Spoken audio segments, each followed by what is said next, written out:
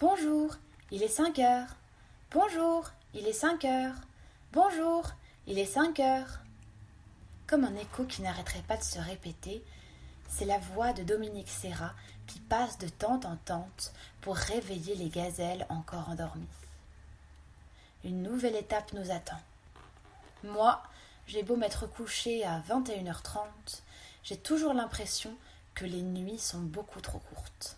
Et encore, nous avons retrouvé notre rythme normal, le bon vieux rituel du réveil à 5 heures. Avant-hier, c'est à 4h15 du matin que Dominique, la créatrice du rallye des gazelles, nous a réveillés pour l'étape marathon. Alors, je savoure tout de même l'heure supplémentaire que j'ai de nouveau gagnée. Quel jour sommes-nous dans la compétition? Le 3e? Le 5e peut-être? À moins que ce ne soit le 7e. J'ai arrêté de compter les jours depuis longtemps, comme s'ils n'existaient plus. C'est comme si j'étais plongée dans une boucle temporelle à la un jour sans fin, où le temps n'aurait plus vraiment d'importance. Le fait de ne pas avoir nos téléphones renforce cette agréable sensation. Je n'ai eu aucun regret de le laisser au vestiaire à la fin du prologue. Il ne me manque pas du tout. Même pour écouter de la musique, j'ai trouvé la solution idéale. Le bon vieil MP3 de 2016, sorti du placard et réparé en urgence par ma meilleure amie aux doigts de fée. Règle numéro 1, toujours avoir une amie geek dans les parages. En fin de compte, le temps importe peu. Le parcours change de jour en jour, de toute façon. Dire qu'il y a peu, nous étions coincés dans les effroyables dunes de Merzouga. Notre camion manquait de puissance. Il ne parvenait pas à gravir les pentes ascendantes. Et comme il n'y avait plus que ça autour de nous, c'est comme si nous étions piégés. J'ai bien cru qu'on n'en sortirait jamais. J'en ai fait des crises, autant d'asthme que d'angoisse, rien que d'y penser. Je me serais adaptée si nous avions dû passer la nuit dans le désert, bien sûr, même si tous mes rituels auraient été brisés. Je me dis qu'au moins, ça m'aurait fait une expérience de plus à raconter à mon retour. Cela dit, le symbole rassurant du bivouac me réconfortait, et j'étais bien contente d'y revenir au soir, lorsque nous avons enfin réussi à nous dépêtrer de cet amas de dunes qui paraissait si infranchissable. J'en parle comme si c'était hier. C'est ce que je disais tout à l'heure. À force, on perd la notion du temps. C'est aussi ça la magie du désert. On se sent comme perdu dans une immensité. Et en même temps, plus le temps passe, plus on a l'impression d'en faire partie petit à petit. Tiens, par exemple, en écoutant de ci de là les conversations des gazelles, je constate que tous les vêtements ont pris la couleur du pays, celle du sable. Ils sont devenus de plus en plus rêches et rugueux au toucher. Les gilets à l'effigie du rallye, que l'on nous a donnés au départ, ne sont plus blancs du tout. Ils ne le redeviendront jamais, je pense, vu la quantité de poussière et de sable qui s'est amassée et incrustée dans le tissu. Le sable, tiens, le sable, il faut qu'on en parle. Ce sable fin, presque imperceptible, qui se glisse partout, même quand il est censé ne pas pouvoir passer. Les portes du camion sont devenues plus difficiles à ouvrir à mesure qu'il s'introduit dans les jointures. Quant à mes pauvres yeux, mon Dieu qu'ils ont souffert. Surtout ces jours derniers. J'ai beau avoir les lunettes les plus hermétiques possibles sur les yeux, il est quand même parvenu à s'immiscer sous mes prothèses. En quelques jours, j'ai déjà eu plusieurs infections qui se sont aggravées parce que je les avais minimisées auprès de Sandrine pour ne pas l'inquiéter. Erreur, grave erreur. Par chance, la trousse médicale et le matériel adéquat pour soigner mes yeux n'est jamais très loin dans le camion. C'était primordial qu'on l'emmène avec nous. Sans compter la douceur et la patience de maman qui sont les meilleurs médicaments.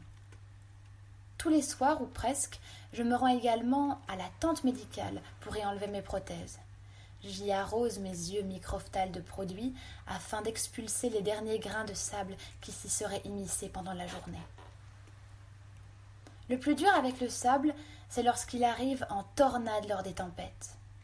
Le vent l'envoie valser partout autour de nous. Et comme nous sommes toujours dehors, rien ne peut nous protéger. Il rentre partout, dans notre bouche, dans nos oreilles, dans nos narines. Il s'incruste même dans notre cuir chevelu. Et je me sens très vulnérable dans ces moments-là, sans défense. Je n'aime pas beaucoup cette sensation. Mais ma place, à l'arrière du camion, m'arrange bien malgré tout. Je suis en hauteur, je peux m'y réfugier à tout moment et même refermer ma fenêtre. C'est un avantage. Je me sens bien dans cette petite cahute, telle une réponse moderne qui se serait volontairement enfermée dans sa tour de métal. C'est ma bulle, c'est ma coquille, c'est mon havre de paix. Et voilà mon cerveau qui repart en arborescence. En y réfléchissant, je me dis que si je restais quelques semaines de plus, ma peau serait peut-être même tannée par la chaleur du soleil, comme les berbères qui habitent le désert et que nous croisons de manière régulière. Souvent, j'aimerais m'arrêter, parler avec eux, apprendre à connaître leur culture, comprendre et découvrir leur langue, leur vie dans des conditions si arides. Le dénuement et la simplicité dans lesquels ils vivent forcent le respect et l'admiration.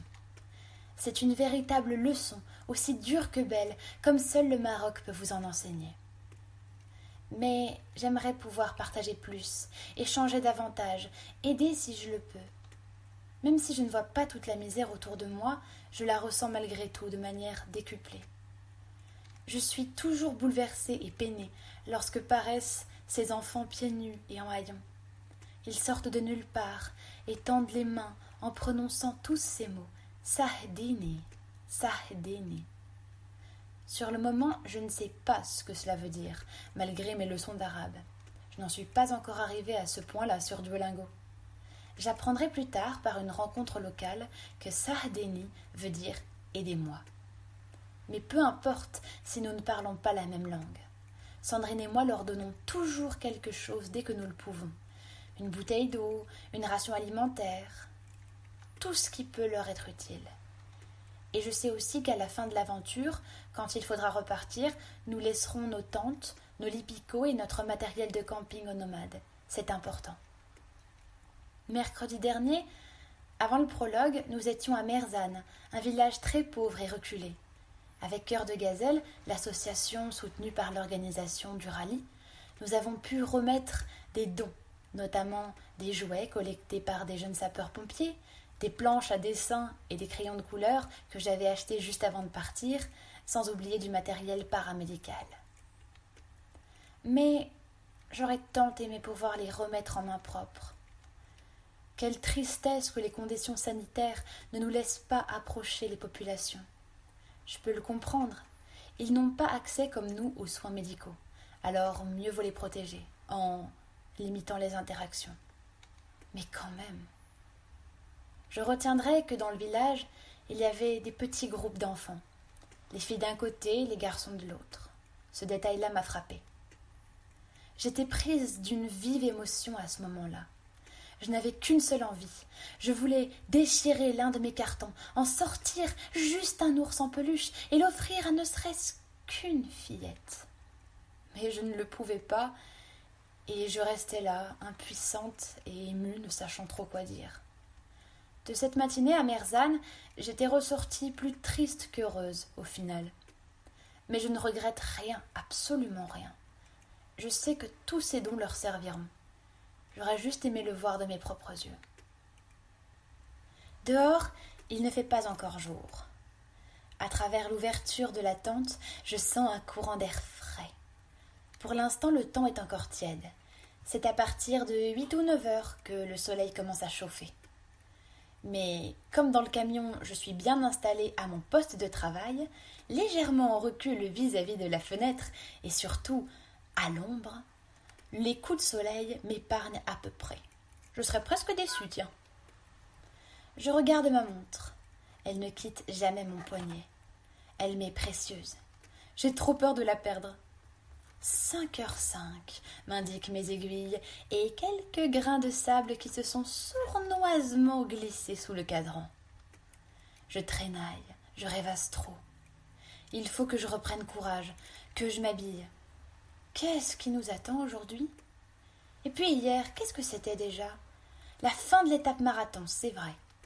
Je n'aime pas trop les étapes marathon. Tout le monde m'en avait dit des merveilles. Mais tu vas voir, on y passe les meilleurs moments. Les gazelles sont encore plus solidaires et puis les soirées sont mémorables. Moi, ce que je vois surtout, c'est que j'ai passé ma soirée en totale solitude, mon MP3 vissé sur les oreilles, m'isolant encore un peu plus, avant d'aller me coucher de bonne heure. Plus encore que de coutume, j'ai perdu tous mes repères sur cette maudite étape marathon. Déjà que je ne suis guère autonome sur le bivouac, c'est 2 fois pire en plein cœur du désert, lorsque vous devez vous arrêter près d'un checkpoint avant le coucher du soleil pour y passer la nuit. D'ordinaire, sur le bivouac, c'est Sandrine qui m'aide dans les petits gestes du quotidien, comme prendre la douche, manger ou aller aux toilettes, et cela m'énerve profondément. Non pas parce que je ne veux pas qu'elle m'aide, oh non, mais plutôt parce que ce sont des choses que je fais seule d'habitude. Je ne devrais pas avoir à être dépendante de qui que ce soit pour des choses aussi basiques. Alors je vous laisse imaginer à quel point ce manque d'autonomie s'est trouvé décuplé avant-hier soir. Ma cécité, qui ne devrait pas m'entraver plus que ça à l'origine, est revenue me frapper en pleine figure. Ce n'est pas une humiliation à proprement parler, le mot est peut-être un petit peu fort, mais on s'en rapproche tout de même. Il y a comme un goût de désillusion. Désillusion. Ce mot-là, je le connais par cœur. Je l'ai vu bien souvent revenir dans ma tête. Il résonne et me nargue sans cesse.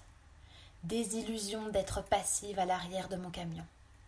J'ai eu beau passer plus d'1 an à me préparer, à organiser ce défi, à chercher les sponsors, à trouver mon camion, à gérer mon budget prévisionnel, à passer des appels et à mener un véritable travail d'entrepreneuse, j'ai toujours ce sentiment pesant de ne pas en faire assez, de ne pas être utile.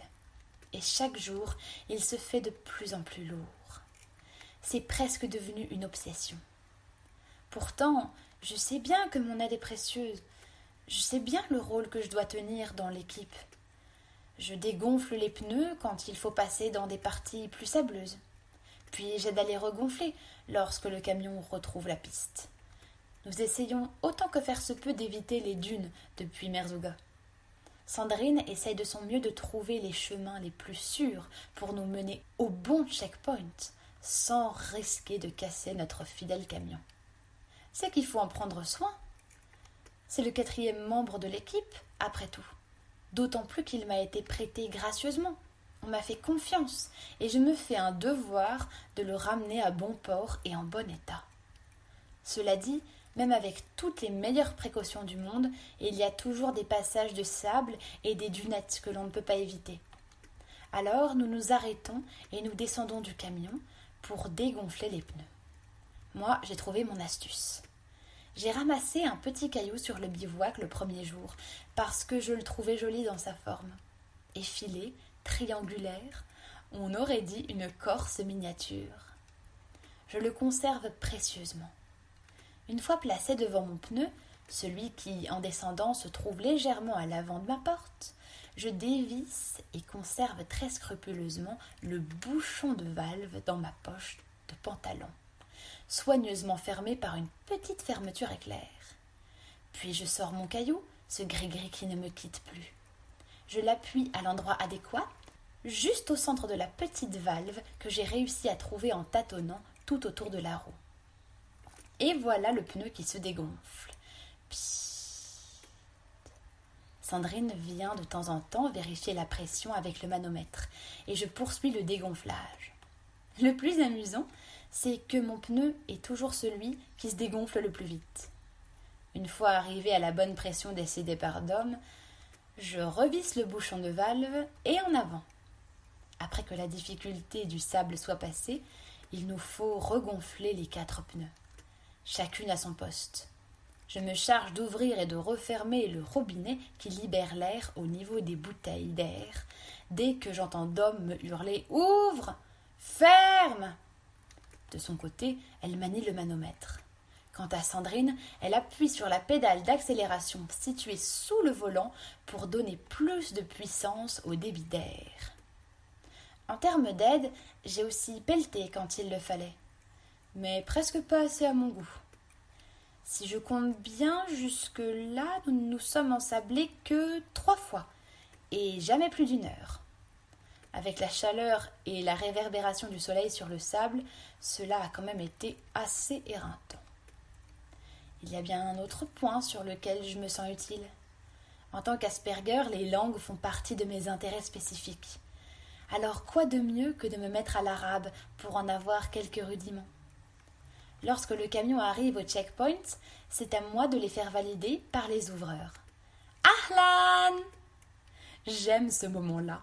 C'est très amusant à vrai dire.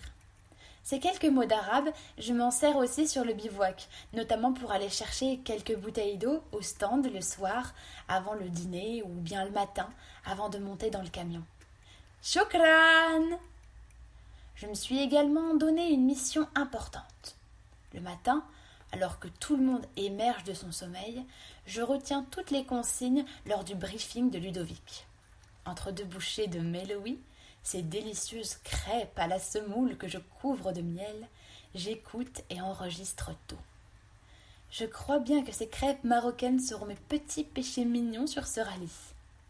Bon, il faut dire aussi que la nourriture sur le bivouac est délicieuse. J'ai découvert des plats marocains divins. Les aubergines frites, ou encore les pastillas, une merveille. Des feuilles de briques fourrées à la viande. Ma mémoire n'est pas uniquement sollicitée sur ce plan-là. Quand il faut mémoriser les kilomètres qu'il nous reste à parcourir, c'est aussi moi qui m'en charge. Et c'est pareil lorsque je dois assister Sandrine lors de la mise en place des points sur la carte. Je me sers de mes petites cellules grises pour retenir latitudes et longitudes. Je sais que ça l'aide beaucoup, parce qu'avec sa fibromyalgie, son cerveau lui fait parfois défaut. D'ailleurs, à ce sujet, elle a réussi à tenir le défi que je lui avais lancé pour participer au rallye. Arrêter le traitement médicamenteux qui l'enfermait dans une camisole chimique. Pour pouvoir conduire le camion, je voulais qu'elle n'ait aucune contre-indication. En fait, je suis le cerveau du groupe, si l'on voit les choses sous cet angle.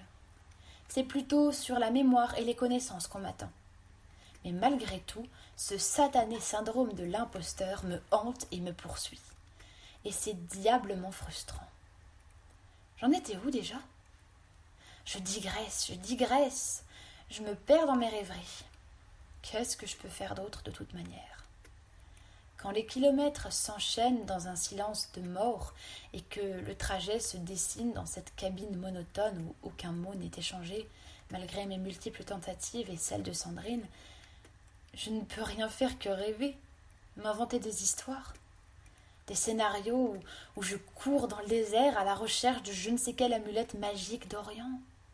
Je rêve que quelqu'un est à mes côtés et que je peux lui parler à loisir toute la journée.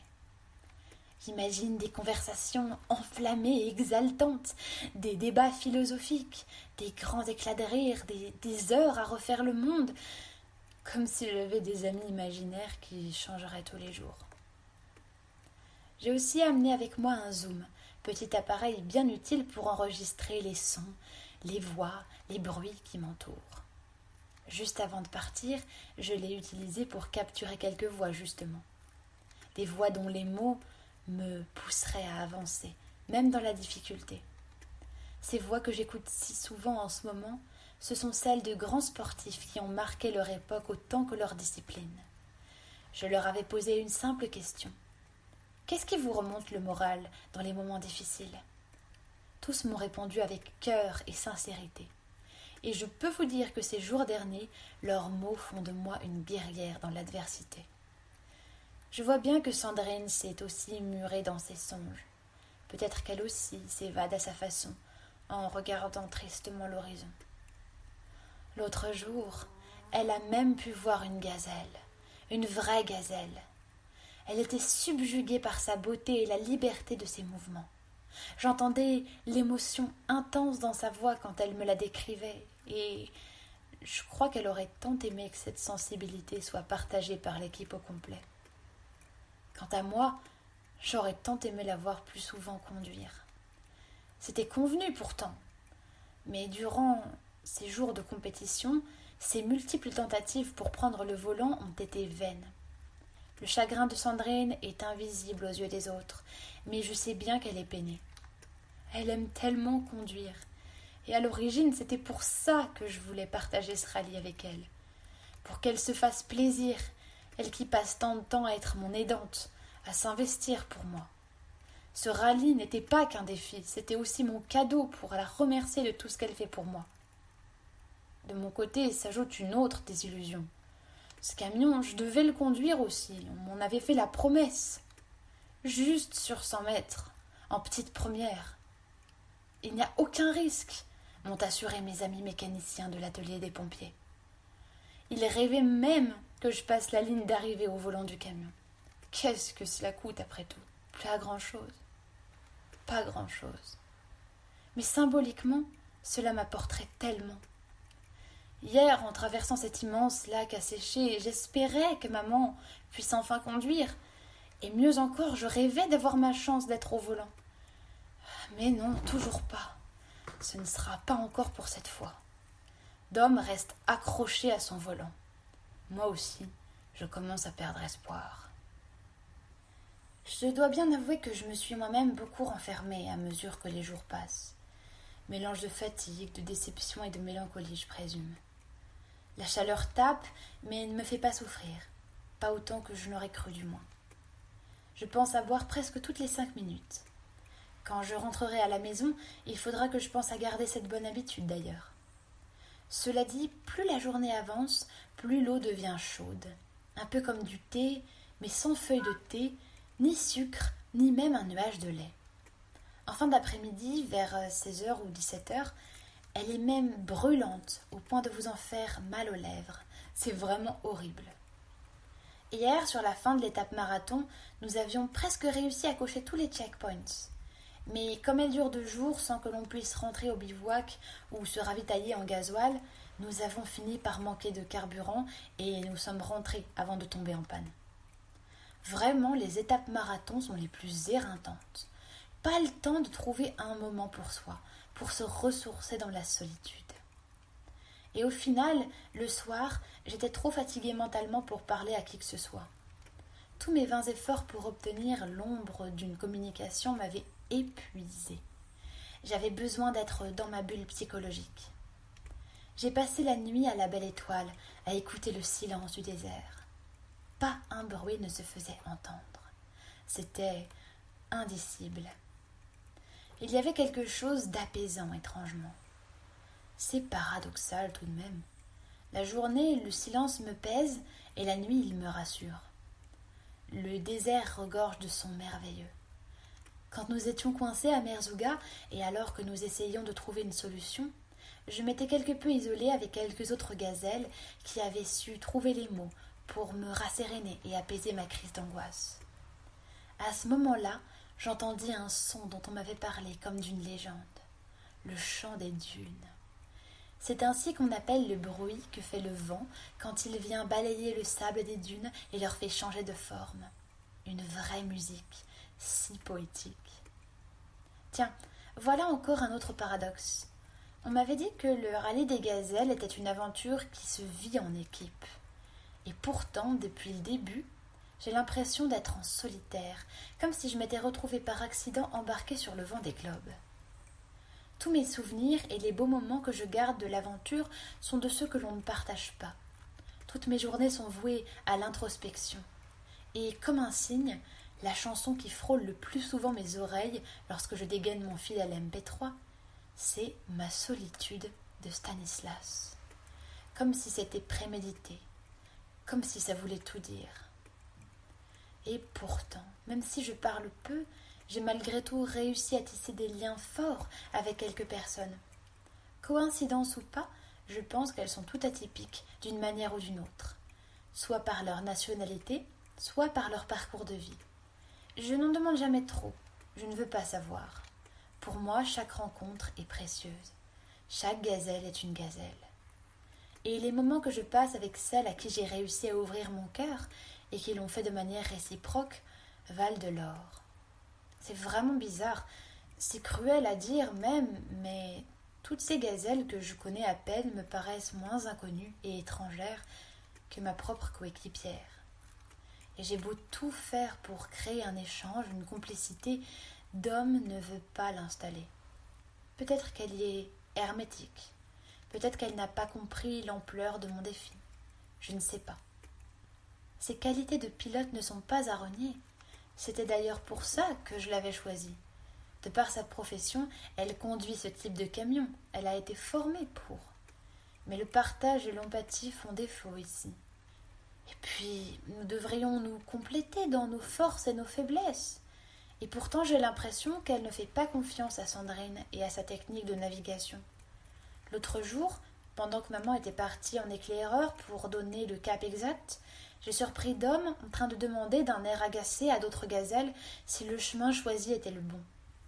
Je sais que Sandrine est une novice en navigation, mais tout de même, pourquoi douter d'elle? Est-ce qu'il faudrait que j'en parle?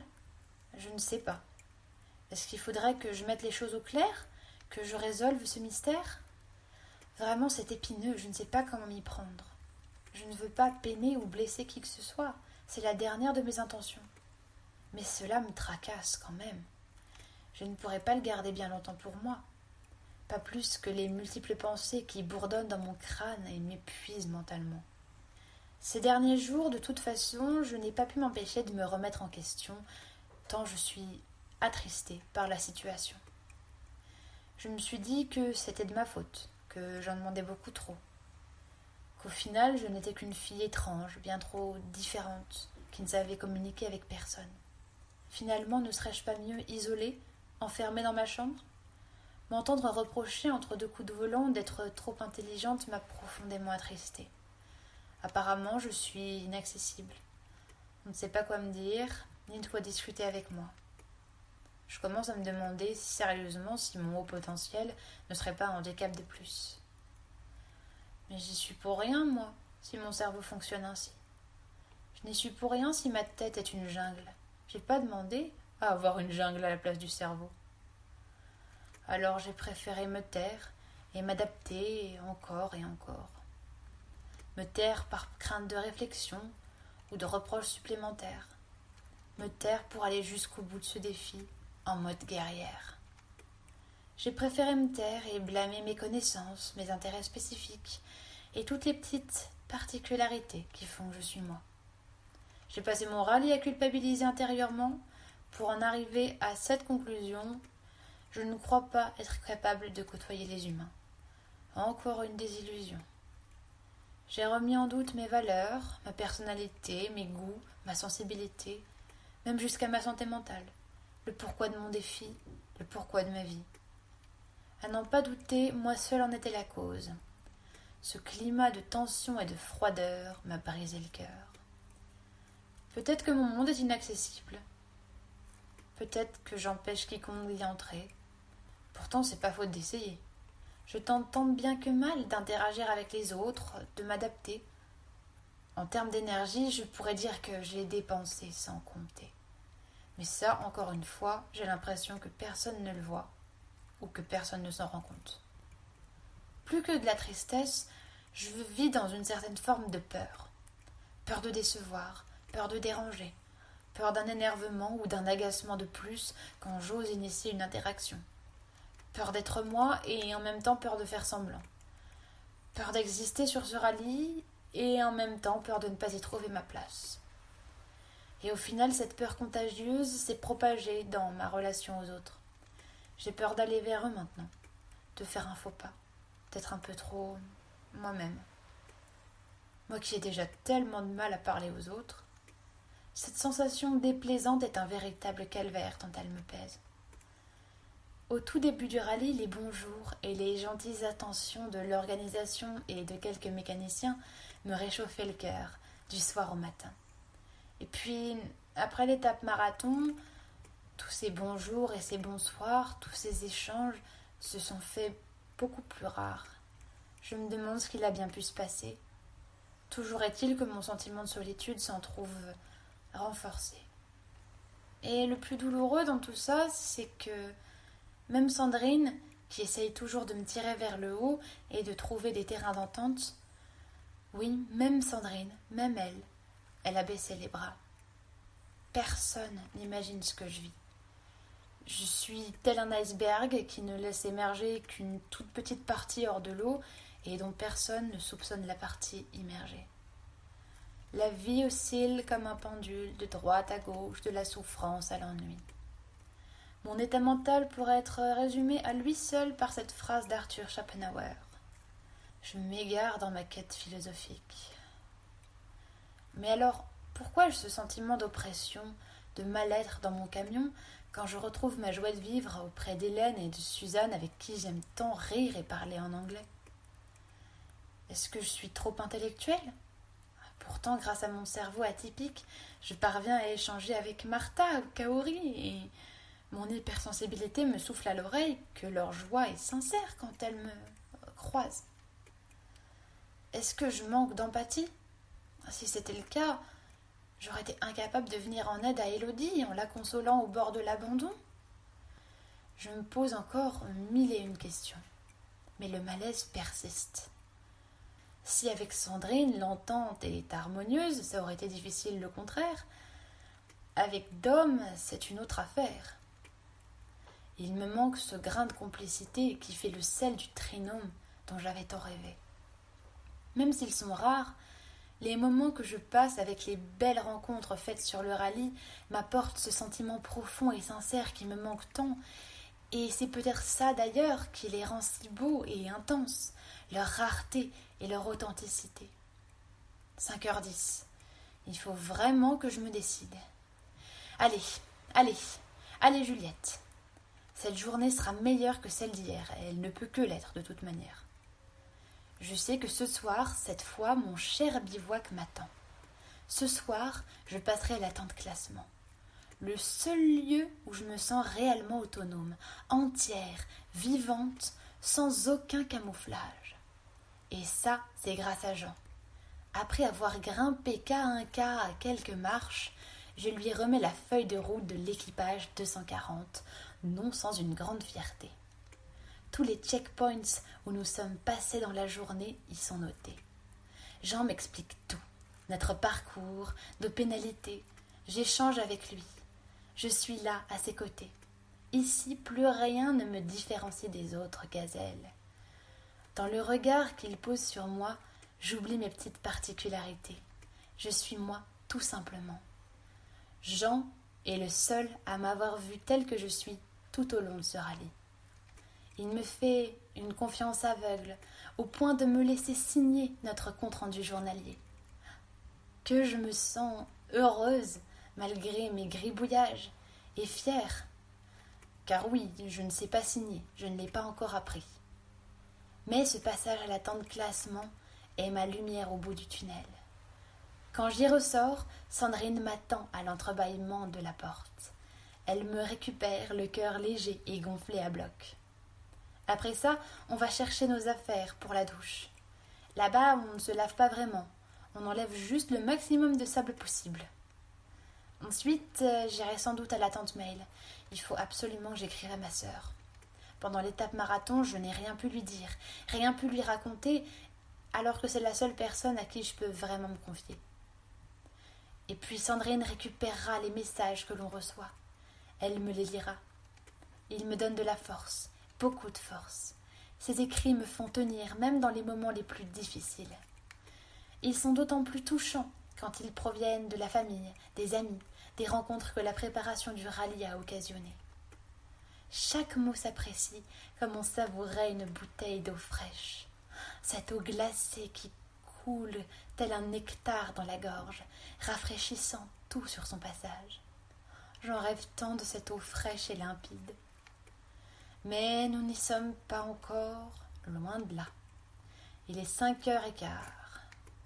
Il faut que je m'habille, que je range mes affaires, que je cache Pompie, mon ours en peluche au fond de mon sac. Il m'aide beaucoup, Pompée. Il m'apaise, me réconforte et atténue mes crises d'angoisse. La journée va commencer. Tout va s'enchaîner. La même routine, tel un automate. Débriefing, départ dans les starting blocks, recherche de checkpoints, retour au bivouac, douche, dîner, coucher. Nous sommes proches du but. Encore quelques jours à me battre comme une guerrière et j'aurai relevé mon défi. Encore quelques obstacles et je pourrai remettre en main propre un don à l'association pour les orphelins des sapeurs-pompiers que j'ai soutenu tout au long de cette aventure. Je me raccroche à l'idée que son président sera fier de moi, de ce dépassement de soi. Ces défis que je me lance ne sont pas seulement pour moi, mais aussi pour les autres. S'engager, échanger, partager sont des valeurs qui me tiennent à cœur. Le temps passe. Un dernier coup d'œil à ma montre. 6h50. Je boucle ma ceinture et j'ajuste mon casque. Le ronronnement du moteur se fait entendre. Allez, courage Juliette. Je respire à fond. 1, 2, 3, 4, 5. Je souffle. 1, 2, 3, 4, 5. Je répète 1 fois, 2 fois cet exercice de cohérence cardiaque. Le camion s'ébranle et se place sur la ligne de départ. Marina grimpe sur la marche pour accéder à ma petite fenêtre. Elle me glisse un petit mot d'encouragement à l'oreille avant que ne s'abaisse le drapeau. Sa voix résonne avec la mienne dans ma tête. Allez, courage Juliette, sois une guerrière. Fonce tête baissée malgré les difficultés. Comme tu le fais toujours. Et surtout, rappelle-toi ce que tu t'es toujours dit. Ose voir plus loin que l'impossible.